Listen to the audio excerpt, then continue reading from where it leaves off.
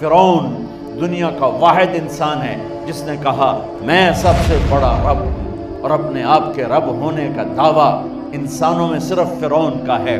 اس کی باندی مسلمان ہو گئی، موسیٰ علیہ السلام کا کلمہ پڑھ لیا، ایمان چھپتا نہیں، وہ پتہ چل گیا۔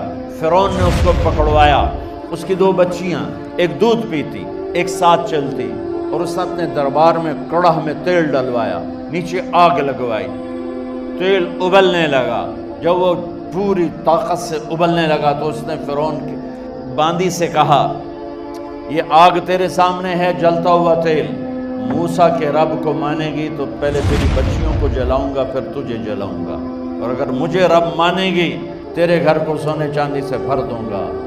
سنو اس نے کیا کہا، وہ کہنے لگی فرعون یہ تو میری 2 ہیں، میری 100 ہوتی تو اللہ کے نام پہ آج میں قربان کرتا۔